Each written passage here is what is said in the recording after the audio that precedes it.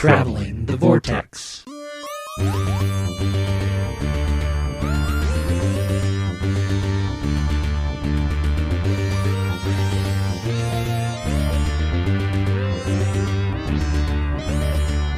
We've joined the Doctor as he travels the vortex and arrive at episode 511, where the human factor reigns supreme. I'm Keith. I'm Sean. I'm Glenn. Except for in Glenn, where he might have a bit more of the Dalek factor. I do not know what you mean. You will obey. How are you guys doing? We think you do know what we mean. Did you guys do anything fun this week? We went to Kansas City yesterday and had our first Christmas with Holly's family, her sister and brother-in-law and their kids, and then her dad and his wife. Played a lot of fun games, visited with family, ate a lot of good food, and exchanged gifts. It was a blast. Sounds like fun. Yeah. We came home from Kansas City yesterday. You guys went and celebrated Shai's birthday, didn't you? We did. The one thing that she's been saying over and over and over again is how much she wants to go back to a hotel, since we went and stayed in one when we were in Colorado. So we decided, okay, we can do that. So we went and got a hotel room for the night and drove up, and she swam all night long and got up in the morning and had breakfast and then opened presents and then swam some more and then passed out in the car on the way home. Oh, I bet she was exhausted. Oh, she was. She was so lethargic all day yesterday. She just kind of camped out in front of the TV and didn't move. But she had a good time. Oh, good. She was a happy 6-year-old. Sounds like fun. Good. We went and saw Spider-Man No Way Home. We did too. We did 3. I think What'd you guys think? Sean saw it before we did, because we got the message from him saying, "Let me know as soon as you've seen it."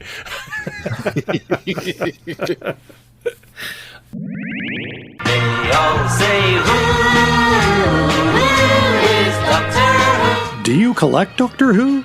Do you have Doctor Who items and you don't know you collect Doctor Who? For all things in the Doctor Who collecting world, tune in to the Doctor Who Collectors Podcast, a Direction Point Network podcast. I am Larry Van Rosbergen, your host, and I have been collecting Doctor Who for 40 years.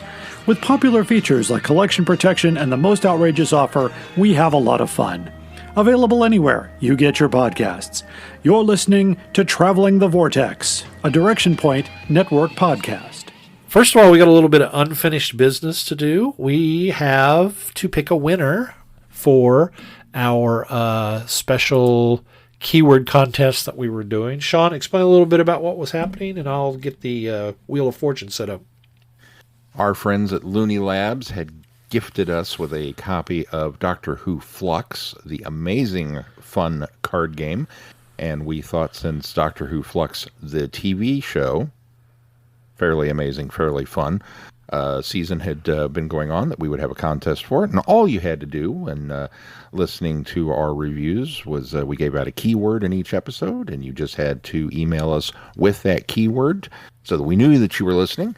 And then we would put all those people together in a bucket and draw one from the Wheel of Fortune, and that person will win their very own copy of Doctor Who Flux.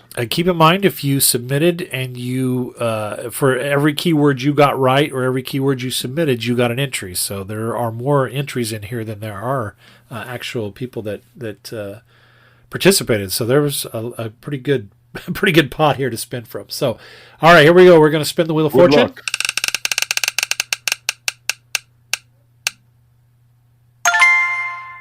And it looks like our winner is Bill McCann. Yay! Congratulations, Bill. Congratulations, Congrats. Bill. We will get that copy of Doctor Who Flux, the card game, in the post to you soon.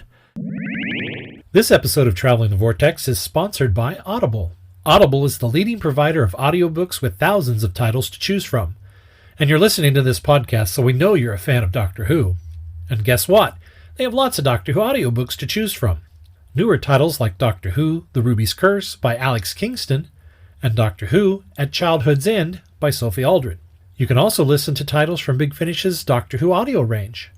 And Audible has audiobooks of the Doctor Who target novelizations, and much, much more. To sign up for a free 1-month trial, just go to audibletrial.com/travelingthevortex. Again, that's audibletrial.com/travelingthevortex, and sign up today. All right, well, let's move on to our review. The evil of the Daleks. The Daleks draft the Second Doctor into distilling the human factor in order for them to understand why they have always been bested by humans in the past. Once implanted, it will make the Dalek race invincible. Jamie's faith in the Doctor is stretched to the limit as the Doctor appears to be collaborating with the Daleks. The Doctor has a few tricks up his sleeves, but then again, so might the Daleks. Bum, bum, bum. Okay, Sean, start. Why the questioning in there? I feel like this is another one that maybe the legacy of the lost episodes has overshadowed the reality of the lost episodes. You've got the great Patrick Troughton, you've got Daleks, you've got the Emperor. We've seen images of this thing, this amazing, I don't know if you can call it a prop. It's really more of a set that this thing is so big. And so it's just this enormity of awesome. And they've borrowed, every time we've gone back to the idea of a Dalek Emperor, they've borrowed bits and pieces of it, but it's really not until RTD, when Rose meets the Dalek Emperor, that it's back to being that kind of colossal, towering thing. And so in every fandom's mind, it feels like this whole saga looms large. It's the introduction of Victoria. There's just a lot going on. The reality is that this episode meanders a lot. It feels like we're still kind of cleaning up after the faceless ones. We've got a lot of business at the airport at the beginning. We've got a lot of running around back and forth at the estate with this antique collector, and what is he doing? And then we get zapped back in time for reasons. Because the Daleks are involved in this. It just takes so long. There's, and the fact that it's 7 parts again is kind of another. Oh man, really? And then I could be wrong, because obviously we're dealing with animation. But when the Doctor goes to sneak into the city on Skaro, is that supposed to be the same chasm? No. Because about the 6th or 7th part of this thing, I was just feeling so drained. Because this hole in the ground showed up, and I went, "Oh God!" I think that chasm that they're leaping over in the Daleks is further from the city than this one is, because this one he looks down over into it, and there's a Dalek down there, and you can see the bottom of it. So and I thought, if they fell into this, somebody might break a leg, but nobody's going to die from that chasm. So, so I assumed it was not the same chasm. But yeah, the Doctor almost seemed like he knew the way in. Well, he did, and that's implied because of that. Yes, because of that. Okay, yes, I wanted to make sure that I was picking up the right vibe. Yeah, that's where we're supposed to infer that that's the reason why the Doctor knew the way in there. Now, to be fair, though, the Doctor never went that direction. It was Ian and his group that went that way. But we can assume that maybe Ian told him or described where this entrance was. So, at any rate, the Thals, because the Thals knew how to get in there. So. It just seems like it's a whole lot of running around, and even more so than usual for Doctor Who episodes. In a very convoluted plot setup. The Daleks do not put this much thought process into things. And so we've got a whole bunch of subterfuge to get the Doctor to extract the human factor, because it's going to make us superior. Fooled you. We actually just needed to figure out what the Dalek factor is, and we're going to ramp it up and everything. But the Doctor, of course, is always 2 steps ahead of everybody, and he reversed it on them and started a civil war. Okay, that part's cool. I mean, like the 7th episode is legit. Like, that was the meat of this episode. That was the part that I could have. Yeah, let's do this. All of the rest of it, it seemed like there was a lot of characters that we didn't necessarily need, with Not very good motivations. Not very good motivation, with a lot of strange interactions between these character groups, and a lot of strange settings. I'm still not sure why this particular time frame for their uses, other than maybe they needed somebody backwards enough to still think alchemy could be a thing. But then the Doctor kind of refutes that by saying, well, men in the 21st century are still looking for it. I don't know. It just, the whole thing does not gel together for me. I think, though, I think you're onto something there, and I'll inject there, because I thought the same thing, but I rationalized it with the fact that I think somebody in the 1800s looking for that would be more not knowing that the plausibility has decreased in the future. I think that somebody from that era would be more enticed and gung-ho to do it, or believe that it can happen, than to go after somebody in the 20th century or the 21st century where they're like, okay, you were still seeing if this can be done, but there's a lot of strikes against it right now. So I think, that is why they chose that. And era. I'm totally fine with that, but then why all the business at the airport? Why not just let them get in the TARDIS, take off, and land in the 18th century and pick up from there? Well, it's because we need to write 7 episodes, so we need a bit of business here at the. It's just so much.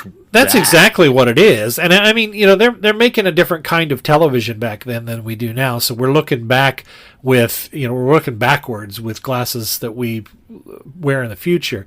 But yeah, you're absolutely right. From today's standards, it's far too long. In fact, I would not mind a special or a omnibus or whatever not omnibus, a truncated version like they did with the a film version that they did with. I'm glad we have all of this. Don't get me wrong. I didn't want them not to do all 7 episodes because I think we needed that.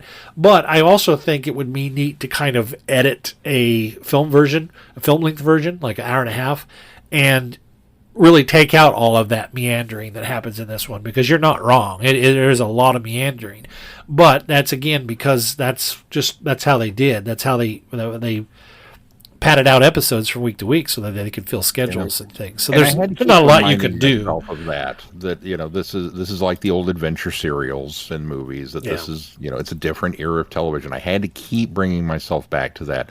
And I tried to watch it in installments instead of all in one chunk. That's what I did. Watched 2 episodes at a time. And even that was, oh, man. So I found episode 1 fairly fascinating because, it's a carry-on from the Faceless Ones and TARDIS is missing. So we're digging into this mystery. And then you see, we're going to try to figure out what this human factor is once the Doctor is let in. And then the fact that I think part of what makes the rest of the story kind of feel like it's meandering and dragging and not as enjoyable is the fact that the Doctor and Jamie are at odds and aren't together a lot. We all love when the Doctor and Jamie are best friends and are on the same page. And so to have them being almost antagonists to each other is a step in a weird direction that we're not used to, so it makes it a little less enjoyable to watch those 2 characters act that way towards each other. Plus, it takes far too long to determine what the human factor is. Right. It should not take that long of a trial to figure out what's going on there. Because once they get that and they move on to episodes 5 and 6, or 6 and 7, then the story picks back up and it's interesting again. Right. Yeah, it's certainly most entertaining in episodes 6 and 7 for sure. I think that I didn't quite mind so much the fact that we put Jamie and the Doctor at odds, because for me they're always buddy and always like-minded, and it's kind of nice to mix that up a little bit. However, I think it went a little too far in this one. Like, as you say, it went on too long. Yeah, I think it went on too long. Also, I just felt very uncomfortable with the Doctor sort of putting Jamie in these situations in order to devise this. And it's almost like he was just kind of casting him in front of danger.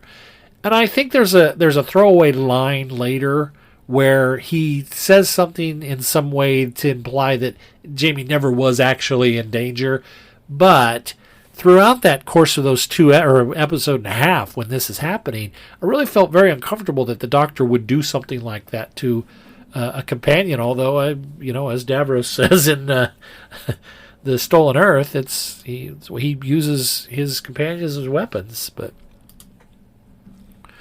not anything that different than what the Seventh Doctor has done. Well, that's true, especially with Ace. Yeah. And if there are two characters almost similar, like of the two companions, Jamie and Ace seem to be cut out of the same cloth. I mean, the Doctor's no Dumbledore, so I guess there's that.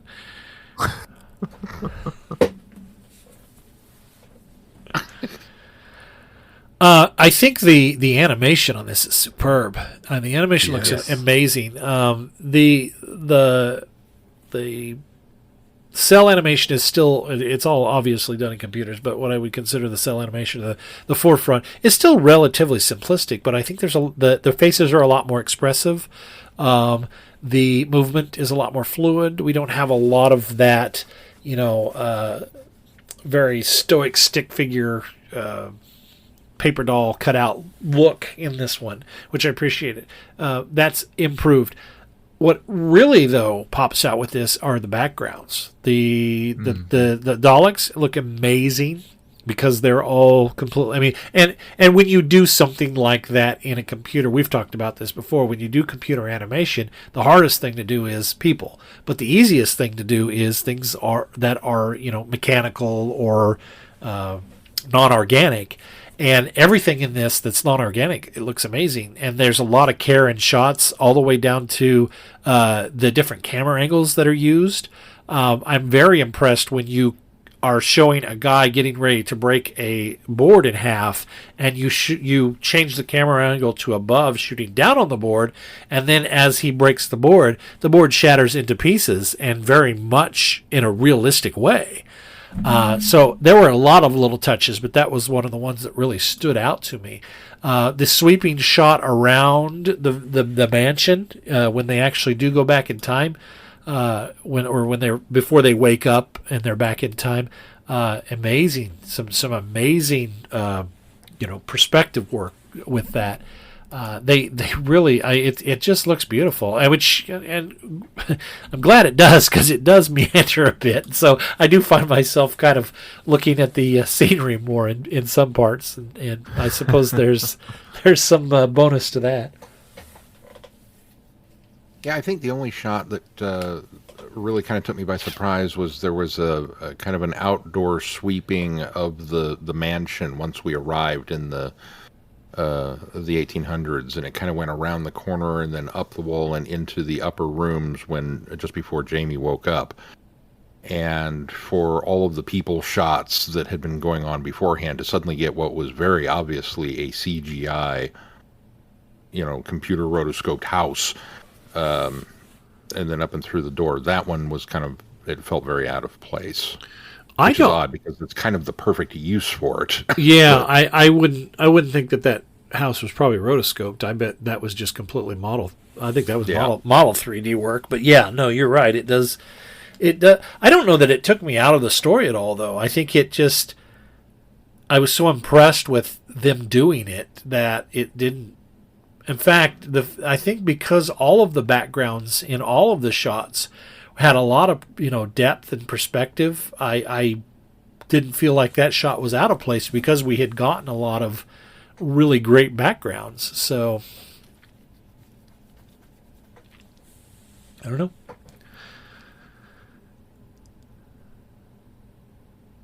I continue to enjoy this animation style and everything to do with it. I think the production company is doing a fantastic job. Which one is this? This is the one that did the animations for Shada, and what was the other one? And I believe the faceless ones. Oh, yeah. I bet you're right. Yeah, I bet so. It's kind of cool that they get to kind of just continue on with their... I did like that about this. I like the fact that it picks right up at the end of the Faceless Ones, because it kind of gives... although I wouldn't consider the end of the Face Ones, quote-unquote, a face or a cliff hanger. Although it is, we don't know what's happening. They're running off chasing the TARDIS that's being hauled away. But I like that we kind of got a little bit of resolution, and it really it goes into that nature of that episodic television from that day. And even though this is another group of stories, it picks right up where the last one left off. So there's not a lot of in between off screen time that you get to kind of mess with there. Unfortunately, in Big Finish or whatever. But I like the fact that it just felt episodic, like we picked right up and went on to the next thing. Again, the first episode does get meandering a little long. I was curious about that scene and I didn't get a chance to look at all the DVD, and I don't imagine it's on ours. Maybe it's on the British version. But the music in the background when they go to that diner and the guy bar. Yeah. Oh, yeah, it was a coffee bar. When they go there, the music in the background is actually commercial music, and one of the songs is Paperback Writer by the Beatles. And I noticed that it was very much generic music in ours, so they must have been able to isolate that background music and replace it with something else. I was also curious about the color choices for the coffee bar. Knowing that this was, 60s London, totally makes sense, and yet... all you have to do is look at an Austin Powers film and go, okay, well, that was psychedelic 60s in the UK. I didn't have a problem with that at all. In fact, it kind of felt natural. I mean, the Daleks have blue bumps. I mean, well, I did watch the color version, if anybody's wondering. Yeah, I did too. Alternate between color and black and white just so I could have a taste of both. This time I watched all of the color. I haven't gone back and watched the black and white yet, so maybe on my you guys watched the actual episode, my next right? viewing. Yes. No, wait. I didn't, and the reason 2 exists. Yes, I didn't watch it, and the reason I didn't watch it is because I have seen it. I have actually seen that one. Okay. So. Yeah. In fact, I think last time I had mentioned that I didn't think I had ever gone all the way through this on a recon, and this was probably one of the only ones. And as I watched this, I remembered a lot more from it. So I maybe have done more of it than I thought I did, because I thought I had only done an episode or two. I think I listened to the first episode. I watched the second episode. I think that's the one that still exists. And then I thought maybe I went on from there, but I remembered a whole heck lot more of this than I thought I did. So I may have done more of this than I thought, but it was so long ago I'd just forgotten. This would be a difficult story to do in reconstruction, I would think, too. For the meandering of it would be hard to focus. Yeah, and I think this one was one that I think this is one that I did. I must have listened to the audio with the linking narrations, so which makes those sometimes a little more palatable than watching the loose cannon ones. Yeah, I can see in this story why Victoria kind of got the reputation of the damsel in distress that she kind of has. Is because she definitely started off that way. I mean, her whole purpose in this story is to be rescued. Not the greatest introduction for a character, but no, it works, I suppose. I have to wonder though, was she being considered for a companion at this point when it was being written? She was, because if you're writing this story from the perspective of this just being not a background character, but a secondary character, I could see this part being written that way. But if David Whittaker was writing this from the crew saying, well, we want this to be our next companion, so, work her in or do something with it, then that was a failed attempt on his part. But I think if he wrote it and then they said, hey, you know what? Let's take this gal on and be the next companion. That was kind of a... Based off of the bonus feature, the Dalek factor that's included, the next companion was being considered between Deborah Watling and the woman who was in The Faceless Ones. Right. Pauline Collins, who played Samantha. Right. And Pauline turned it down after episode 2, after the second episode, of the faceless ones. So it kind of defaulted to her, but they were both being kind of sized up to determine who might be the companion. So it sounds like it was being written with a potential companion in mind. Well, okay. That almost makes it sound like, though, that their first choice was this one, and they went, okay, we'll do we'll do this one. I don't know if it was necessarily a first choice. It was here are our two choices, and one was taken away from us. Yeah. What's interesting, though, is that, yes, she is reduced to screaming and being locked in a room. But genuinely, they're making her yell. I don't know if it's as much screaming. It's not. The whole damsel in distress caveat is, I don't feel like, oddly enough, I don't really feel like Victoria fits that mold very well, because she, at least in this episode, she kind of goes on to be shoehorned into that mold, but in this series of episodes, I felt like she really kind of had a lot of agency for being stuck in a room for 7 episodes. It was, she had camaraderie with Jamie right off the bat, which came across as very obvious. She seemed to almost kind of find him very chivalrous for his, returning the hanky. And then she's kind of the idea person. While Jamie's the one about, let's barricade the door and this kind of stuff, she's the one that seems to be driving a lot of the, what do we do? Or, she's kind of the conversation starter in a way, if that makes sense. Maybe not to a great extent, but it just kind of felt like she was given some things to do within the confines of being stuck in a room. So, I don't know. Well, she does have Did you watch another episode than I did? I don't. I'm with Keith. I think she was. Yeah, I think she was very much damsel in distress. Even if she was the conversation starter, it was her trying to. She was trying to get the guys to figure out how to get him out of this. That's the impression I got. Unfortunately. Sorry, must Keith. Be my writer's brain reading way too much. I didn't mean to interrupt you, Keith. What were you going to say? Oh, she did have that nice relationship with Kimmel. Too. Yeah, that was already pre-established too, so that was good. Yeah. I didn't hate the story, but I go back to what Sean said, that I think maybe the myth of this has become greater than the actual product. It's a good story if you could condense it a little bit and make it a little more streamlined. And certainly episodes 6 and 7 are the highlights, the pinnacles of the story.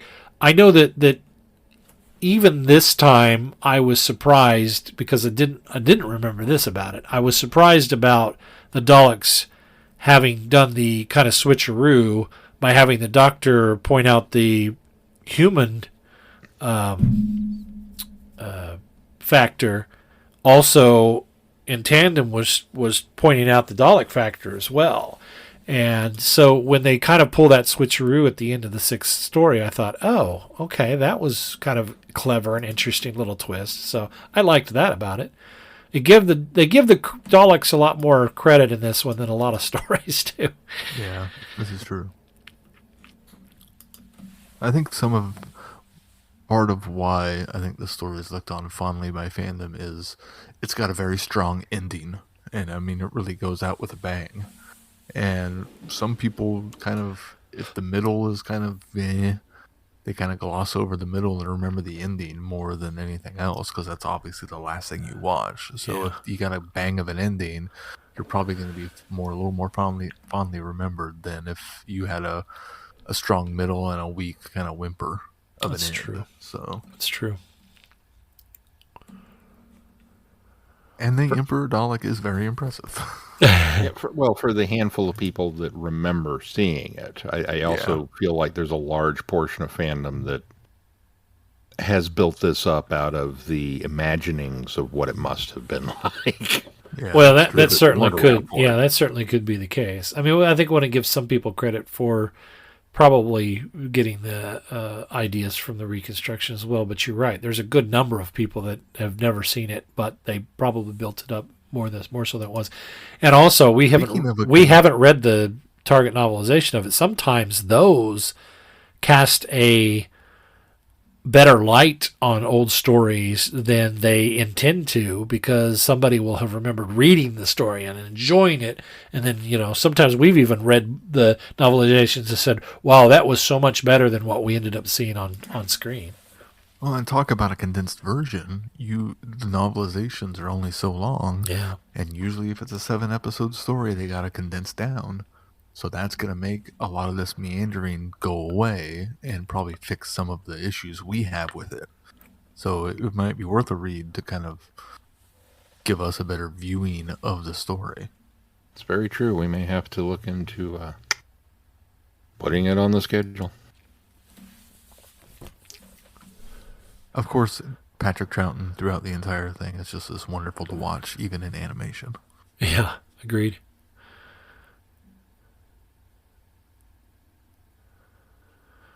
Well, any last thoughts on this story before we finish this episode? To be clear, I didn't not enjoy it. I did not enjoy it. I didn't not enjoy it. Yeah, no, it's a good story. Than Flux was. Yeah, you're right. Episode count. Yeah, you're right. As a episode count, but we did get 45-minute episodes of that rather than the 20 ones on that 25 of these. No, I'm with you. It's clear. I'm exceptionally glad that it's back. Yeah, no, it's an enjoyable. I would watch it again. Totally. I might watch it with a little less attentiveness. Maybe have it on in the background doing something, but. It's an enjoyable story. It's a good story. And it's Daleks, for crying out loud. Of course, I'm going to give it something. But. Hello, fellow time travelers, and welcome to the Doctor Who Target Book Club podcast, the only podcast to discuss, in story order, all the Doctor Who novelizations. My name is Tony Whitt, and every 2 weeks or so, I'm joined by a 2 to 3 person discussion panel, including our so-called expert who's been a Who fan since 1979. That would be me. We also get the views of intermediate, casual, and novice fans who either have never seen the show or who have never read these books until these podcasts, including Dalton Hughes and Alison Seyfried. You can find us on iTunes, Stitcher, Spotify, or wherever you find good podcasts, or even ones like ours. You're listening to Traveling the Vortex, a Direction Point podcast. All right, Sean, well, what do we got coming up on the schedule? Well, we are off this last week of the 2021 year for the holidays, so we wish all of you the best for you and yours from us and ours. And then we will come back with, I think there's a Doctor Who special coming up on New Year's, and I think it might have the Daleks in it. I think I read that somewhere. I think you're right. And then, interestingly enough, that will also kick off what is shaping up to be at least a year-long look at the great Dalek conflict, the Time War. We're gonna delve headlong into this and go through all of the materials that Big Finish and BBC Books and Doctor Who Magazine and others have put forth for this time frame, and we are going to attempt to do it in chronological order, or at least in the timeline order of the war itself. So you might want to brush up on your Genesis of the Daleks in the next week or so. But the first official thing that we'll be reviewing is the Shadow of the Daleks from Big Finish. And then we'll be skipping over to Ravenous 3, stories 1 and 2. And I will have the schedule posted from there out for those of you that do like to keep abreast of things that are coming soon. There is a method to our madness, and I think when we actually delve into that, we'll kind of explain a little bit on how we got on this path and the path that we're using as well. So it's a very crooked path. All right, well, be sure to check out the website, travelingthevortex.com, for updates on the podcast, and you can find the schedule there as well when it gets posted. And if you get any value out of this podcast, why not consider putting some value back into it? You can do that by clicking on the Patreon link and consider supporting us. Patreon link and consider I don't know why I always say that wrong. Patreon link and consider supporting us.